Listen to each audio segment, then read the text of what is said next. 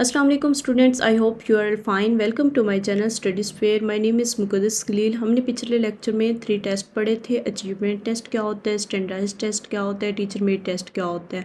सो आज जो हम लोग डिस्कस करेंगे वो है general principles of test constructions.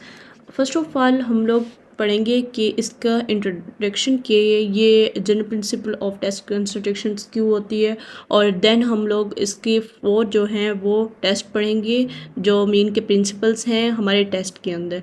So evaluation process is an appraisal of the learning outcomes resulted by the instructions appear to make. Mean case में बता रही हैं कि हमारा एवल्यूशन प्रोसेस आपकी लर्निंग आउटकम को एक्सेस करने के लिए यूज़ होता है। And next है proper appraisal. We need a valid, reliable and objective tool for measurement. Mean कि उसका मतलब उनके कहने का मतलब ये है कि उसको सही से करने के लिए हमें वैलिड, रिलायबल और ऑब्जेक्टिव टूल्स की ज़रूरत होती है। So the selections of a tool or preparations of a standard tool for the process of evaluation is most important. इस वजह से एक स्टैंडर्ड टूल्स को सेलेक्ट करने के लिए प्रिपरेशन बहुत ज़रूरी है। हम स्टैंडर्डाइज या टीचर मेड टेस्ट को प्रिपेयर कर सकते हैं। किसके ज़रिए हम लोग कर सकते हैं कि टेस्ट कंसल्टेशन के ज़रिए। अगर हम लोग टेस्ट कंसल्टेशन के हम लोगों ने पहले पढ़ा भी है कि स्टैंडर्डाइज टेस्ट क्या होता है एंड टीचर मेड टेस्ट क्या होता है। स्टैंडर्डाइज जो मैंने बताया था कि जो स्टैंडर्ड मीन के सब बच्चों के लिए इक्वल होता है, जैसे MD-CAT टेस्ट हो गया एंड सेट टेस्ट हो गया। और टीचर मेड टेस्ट कौन सा होता है, जो हम लोग क्लास में बना रहे होते हैं, टेस्ट जो टीचर क्लास में बनाते हैं, तो वो टेस्ट जो होता है वो टीचर मेड टेस्ट होता है। सो स्टैंडर्डाइज टेस्ट बनाते वक्त कुछ प्रिंसिपल्स फॉलो करना ज़रूरी हैं, जो प्रिंसिपल्स आज हम लोग इसमें डिस्कस करेंगे। And these steps and procedures help us to provide valid, reliable and objective standardized test. इसमें बता रहे हैं कि स्टैंडर्डाइज टेस्ट क्या होना चाहिए, हमारा वैलिड होना चाहिए, रिलायबल होना चाहिए एंड ऑब्जेक्टिव्स उसके मीन के एग्जैक्ट होने चाहिए। सो ये फर्दर 4 प्रिंसिपल्स हैं। फर्स्ट है planning the test and preparing the test. C है try out the test and 4 evaluating the test. Students, आज के लेक्चर में हम लोग फर्स्ट प्रिंसिपल्स को डिस्कस करेंगे एंड नेक्स्ट जो प्रिंसिपल है मैं नेक्स्ट वीडियो में आप लोगों को बताऊंगी। एंड स्टार्ट करते हैं। Planning the test. Planning of the test is the first important step in the test constructions. इसमें बता रहे हैं कि टेस्ट को प्लान करना टेस्ट कंसिडरेशंस के पहले और इम्पोर्टेंट स्टेप्स है। मीन के बहुत इंपॉर्टेंट स्टेप क्या है कि हम लोग फर्स्ट ऑफ ऑल हम लोग प्लान करते हैं। And the main goal of evolution process is called valid, reliable and useful data about the student. Evolution process का मेन गोल ये होता है कि हम स्टूडेंट्स के बारे में वैलिड, रिलायबल और यूजफुल डाटा को कलेक्ट कर सकते हैं। तो प्लानिंग टेस्ट की एग्जांपल क्या है कि अगर आप एक मैथमेटिक्स टेक्स्ट बना रही हैं तो पहले ये हम सोचते हैं कि आपका जो टॉपिक है वो क्या है, मीन के मेजर करते हैं। जैसे आप अलजबरा को मेजर कर रहे होते हैं कि हमने अलजबरा को मेजर करना चाहा, तो ये क्या है हमारा प्लानिंग टेस्ट। मीन कि हम लोग फर्स्ट ऑफ ऑल हम लोग प्लान कर रहे होती हैं। Therefore before going to prepare any test we must keep in mind. Mean कि क्या कह रहे हैं, किसी भी टेस्ट को प्रिपेयर करने के लिए हमें कुछ चीज़ें ध्यान में रखनी चाहिए। फर्स्ट क्या है, what is to be measure. क्या मेजर करना है, पहले ये डिसाइड करना है कि ज़रूरी है कि आपको स्किल्स या नॉलेज को मेजर करना है। मीन कि आप लोग ये प्लान करें कि हम लोग जो भी टॉपिक मतलब कर रहे हैं क्या हमारे लिए वो स्किल्सफुल है, मीन कि उसमें कोई नॉलेज है, क्या वो इम्पोर्टेंट है। एंड देन हम लोग क्या करेंगे, what content areas should be include and. Mean कि कौन सा कंटेंट एरिया इंक्लूड करना है। फिर ये सोचते हैं कि टेस्ट में कौन सा टॉपिक और सब्जेक्ट को कवर करना चाहिए। मीन कि कौन सा सब्जेक्ट हम लोग इंक्लूड करें जो हमारा जो टॉपिक है वो ईजिली कवर हो जाए। एंड थर्ड पॉइंट क्या है, what types of test items are to be include. Mean कि कौन से टाइप्स के टेस्ट आइटम्स इंक्लूड करने हैं। ये भी सोचना ज़रूरी है कि आप कौन से टाइप्स के या क्वेश्चंस और मीन के यूज़ करेंगे, जैसे multiple choice, true false, short answer etcetera.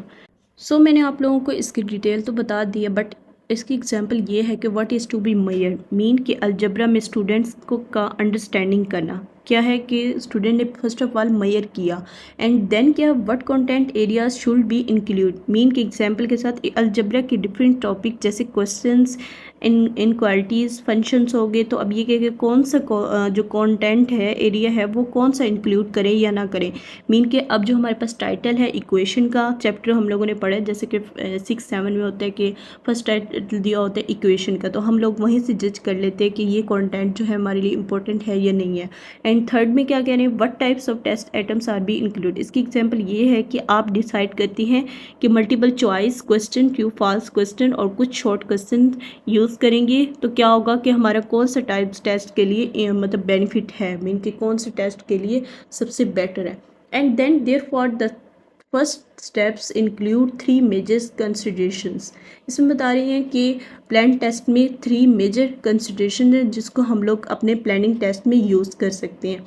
First है determining the objective of testing, preparing test specifications and select appropriate atom types. Point here, determine the objectives of testing. A test can be used for different purpose in a teaching learning process. Test can also used for formative evaluations. It helps to carry on the teaching learning process to find out the immediate learning difficulties to suggest it remedies.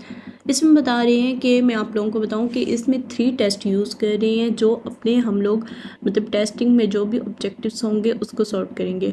First है formative evolution. Formative evolution teaching learning process को बेहतर बनाने के लिए use होता है। इससे immediate learning difficulties का पता चलता है कि उनका सोल्यूशन सजेस्ट कर सकते हैं। मीन के जो भी प्रॉब्लम्स हों, ठीक है, जो भी डिफ़िकल्टीज़ हों तो हम लोग फॉर्मेटिव एवल्यूशंस को यूज़ करके उसको सॉल्व कर सकते हैं। फॉर एग्जांपल अगर आपको लगता है कि किस क्लास या ज़्यादा स्टूडेंट्स अलजेब्रा में स्ट्रगल कर रहे हैं तो आप एक फॉर्मेटिव टेस्ट बना सकते हैं जो उनकी डिफ़िकल्टीज़ को पॉइंट आउट मीन के पॉइंट जो भी होंगे उनका सॉल्यूशन दे सकती हैं। मीन कि उनकी जो भी डिफ़िकल्टीज़ होंगी हम फॉर्मेटिव एवल्यूशंस के ज़रिए उनकी डिफ़िकल्टीज़ को सॉल्व कर सकेंगे।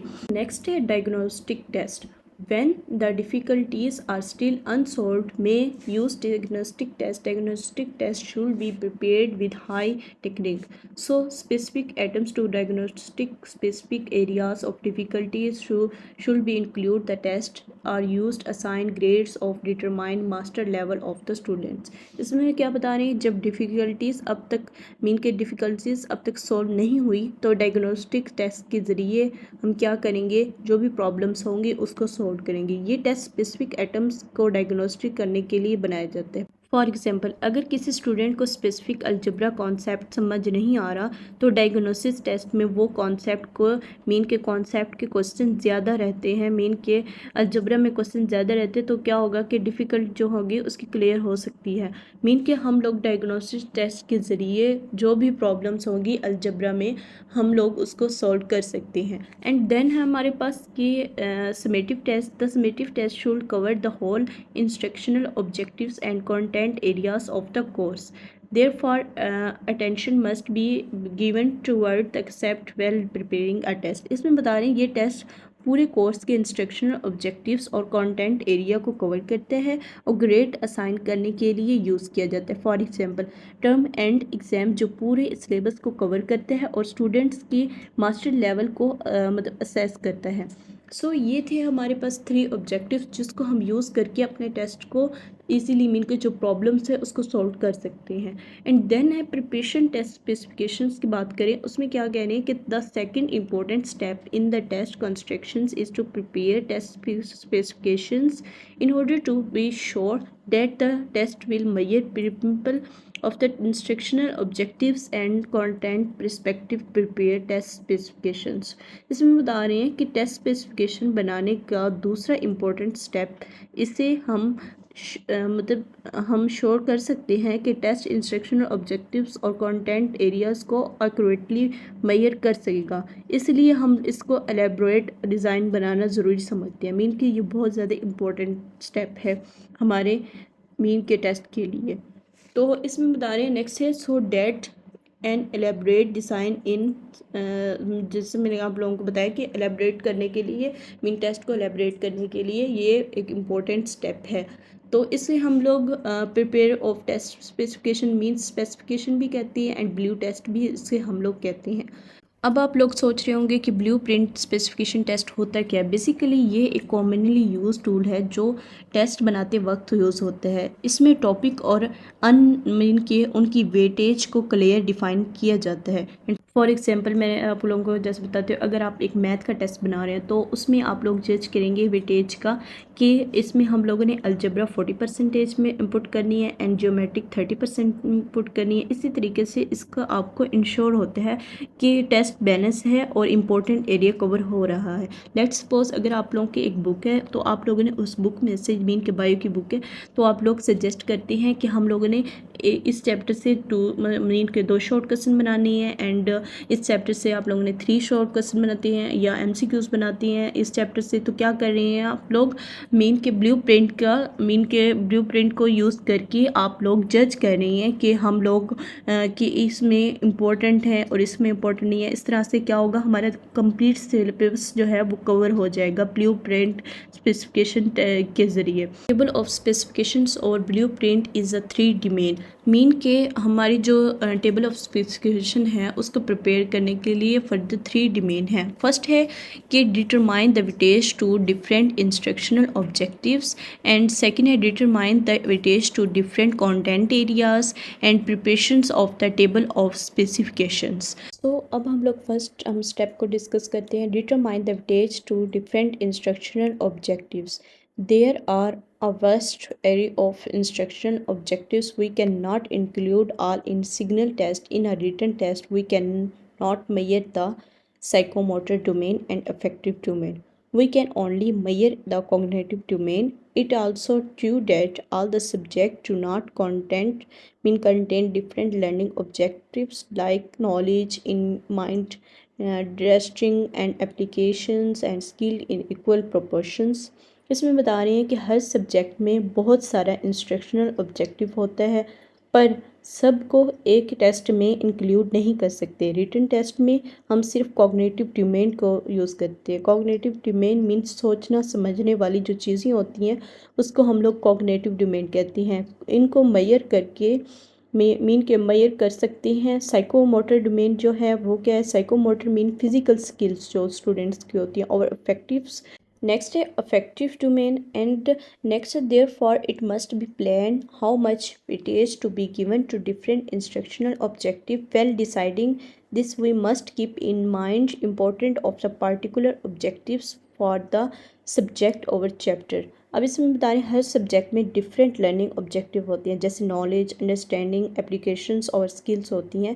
क्या है कि प्रोपोर्शंस अलग होती हैं एंड इसलिए हमें ये प्लान करना ज़रूरी होता है कि कौन सा ऑब्जेक्टिव को कितना वेटेज देना है। For example if we have to prepare a test in general science for class 5 we may give the weightage to different instructional objectives as following. Main case में बता रहे हैं अगर हम क्लास 5 के जनरल साइंस के टेस्ट बना रहे हैं तो हम डिफरेंट इंस्ट्रक्शनल ऑब्जेक्टिव को इस तरह वेटेज देंगे कि फॉर एग्जांपल नॉलेज को हम 40%, अंडरस्टैंडिंग को 30%, एप्लीकेशन को 20% एंड स्किल्स को 10%। अब इसमें क्या है कि हमारी जो इंस्ट्रक्शनल ऑब्जेक्टिव थी उसकी वेटेज सबकी डिफरेंट है। एंड सेकेंड पॉइंट की तरफ चलती हैं। सेकेंड पॉइंट क्या है, determine the weightage to different content area. Step है determine the weightage to different content area. The second step in preparing the table specifications to outline the content area. It indicate the area in which the student are expected to show their performance. It helps to obtain respective the sample of whole content area. इसमें बता रही हैं कि मैं अपने words में आप लोगों को बताऊं कि इसमें बता रही हैं कि टेस्ट स्पेसिफिकेशन बनाते वक्त दूसरे स्टेप ये होते हैं कि कंटेंट एरियाज़ को आउटलाइन करें। ये स्पेसिफिक करती हैं, मीन की स्पेसिफाई करती हैं कि स्टूडेंट्स को कौन से एरियाज़ में अपने परफॉर्मेंस देखनी चाहिए। इसमें हमें इंश्योर होता है कि पूरे कंटेंट एरिया मीन के रिप्रेजेंटेटिव सैम्पल्स के रूप में कवर हो जाएगा, और रिपीटेशंस या जो हमारी होंगी रिपीटेशंस वो क्या होंगी, वो भी कवर हो जाएंगी। इसमें ये बता रहे हैं कि हमारे पास डिफरेंट कंटेंट एरिया होता है, तो हम लोग क्या करते हैं, इसी को यूज़ करके हम अपने जो भी मतलब प्रॉब्लम्स होंगी उसको हम लोग इजीली सॉल्व कर लेंगे। लेट्स सपोज अगर हम एक 100 मार्क्स का टेस्ट बना रहे हैं, तो हर यूनिट्स में से कितना वेटेज दिया गया है, तो हम लोग उसको क्या करेंगे, अपने कंटेंट एरियाज को यूज़ करके उसमें से जज करेंगे। एंड ये कुछ इस तरह से डिसाइड कर सकते हैं कि चैप्टर 1 में क्या है कि हमने 20 मार्क्स में से मतलब चैप्टर 1 में से 20 मार्क्स का पेपर बनाना है, चैप्टर 2 में से 30 मार्क्स का बनाना है, चैप्टर 3 में से 25 मार्क्स का बनाना है, चैप्टर 4 में से 25 मार्क्स का। अब इसमें क्या है कि हमारे पास 4 चैप्टर इंक्लूड थे, तो हम लोगों ने फर्दर उसको डिवाइड कर लिया, तो हम लोगों ने कंप्लीट सिलेबस को भी कवर कर लिया, एंड हमारे जो मतलब टेस्ट पैटर्न था वो भी एक प्रॉपर वे से बन गया है। तो इसमें क्या है कि हम लोगों ने फर्स्ट ऑफ ऑल हमने कंटेंट बनाया, तो इससे क्या है कि हमारे जो सिलेबस है वो कम्प्लीटली जो है वो कवर हो जाएगा easily. So next is determine the types atoms, mean कि the third important step of preparing table of specification to be decide appropriate atom types. Atoms used in the test constructions can broadly to be divided into types, objective test and essay type test. इसमें क्या बता रहे हैं कि test specifications बनाते वक्त तीसरा important step ये होता है कि अप्रोप्रिएट एटम्स टाइप डिसाइड करती हैं कि एटम्स को ब्रॉडली 2 टाइप्स में डिवाइड किया गया है।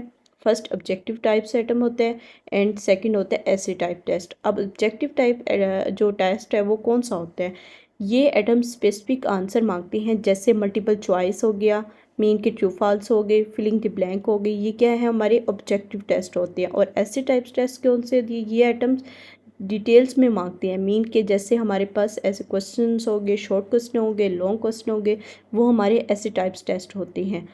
नेक्स्ट है appropriate types test, mean should be selected according to the learning outcome be Maihar.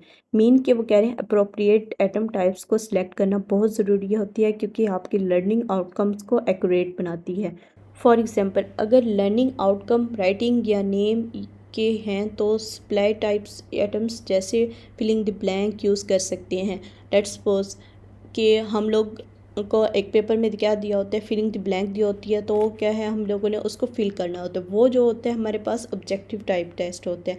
अगर learning outcomes correct answer identify करती है, तो सिलेक्शन टाइप्स या रिकॉग्निशन टाइप्स एटम्स जैसे MCQs यूज़ करना तो क्या है ये बेटर है। पॉइंट है प्रिपेयरिंग द 3-वे चार्ट। प्रिपेयरिंग द 3-वे chart is last step in the preparing table of specification. This chart relates the instructional objectives to content area and types of atom. In a table of specification, the instructional objectives are listed across the top of model of table specifications 5 class science. Mean के इसमें बता रहे हैं कि table of specification बनाते वक्त last steps होता है जो 3-वे चार्ट, मीन के 3-वे चार्ट को प्रिपेयर करता है। ये चार्ट इंस्ट्रक्शन ऑब्जेक्टिव को कंटेंट एरिया और एटम्स टाइप्स को रिलेट करता है। फॉर एग्जांपल अगर हम क्लास 5 साइंस के लिए टेबल ऑफ स्पेसिफिकेशन बना रहे होते हैं, मीन जैसे कि मैंने आप लोगों को पहले बताया कि फ़र्स्ट ऑफ ऑल हम लोग क्या करते हैं कि हम लोग पहले मतलब ऑब्जेक्टिव को सिलेक्ट करते हैं, मीन के हम लोगों ने किसके ऊपर, मीन के अंडरस्टैंड स्किल्स बनाने, मीन के टेस्ट कौन सा बनाने, तो हम लोग क्या करते हैं ऑब्जेक्टिव को सिलेक्ट करते हैं। एंड सेकंड में हम लोग क्या करते हैं अपने कंटेंट बनाते हैं। अब कंटेंट क्या बनाते हैं कि हम चैप्टर वाइज सिलेक्ट करते हैं कि इस चैप्टर में हमने लोगों ने ये MCQs लेना है, इसमें से ये शॉर्ट लेना है, फिलिंग द ब्लैंक इतने नंबर के हमारे फिलिंग द ब्लैंक होंगे, मीन 20 नंबर के हमारे फिलिंग ब्लैंक, 30 नंबर के MCQs, 100 मीन 100 मतलब मार्क्स का हमारा एक पेपर होगा, एक कंटेंट बनाएंगे चैप्टर वाइज। सो नेक्स्ट में हम लोगों ने क्या किया, determine the types items, mean के सिलेक्ट किया कि ऑब्जेक्टिव एटम्स में हम लोगों ने MCQs, short questions MCQs and filling the blank select करने हैं, एंड ऐसे टाइप्स हम लोगों ने short question and long question select करने हैं। तो लास्ट पॉइंट जो हमारा है वेरी इंपॉर्टेंट, प्रिपेयरिंग द 3-वे चार्ट, मीन कि अब हम लोगों ने लास्ट में एक चार्ट प्रिपेयर करने हैं। उसमें क्या प्रिपेयर करने हैं कि content area and knowledge understanding application skills, mean के चैप्टर कंटेंट एरिया में हम लोगों ने चैप्टर 1 ऐड करके उसके नॉलेज में हम लोगों ने MCQs, short answer and filling the blank select करनी है कि हम लोगों ने इस चैप्टर में से ये लेना है। तो हम लोग एक चार्ट प्रिपेयर करेंगे जिससे हमारा जो होगा वो मीन के टेस्ट जो होगा वो इजीली प्रिपेयर हो जाएगा। ये थी हमारी आज के प्लानिंग, मीन के प्लानिंग ऑफ द टेस्ट कि हम लोग कैसे प्लान कर सकते हैं किसी भी टेस्ट को बनाने के लिए। आई होप स्टूडेंट्स आज का मेरा लेक्चर आप लोगों को समझ आ गया होगा। मेरे चैनल को लाइक करें, शेयर करें, सब्सक्राइब करें एंड अगर आप लोगों को कोई भी क्वेश्चन है तो आप लोग मुझसे पूछ सकती हैं। चलें अब मुझे इजाज़त दीजिए, हम लोग नेक्स्ट वीडियो में मिलेंगे। Thank you so much.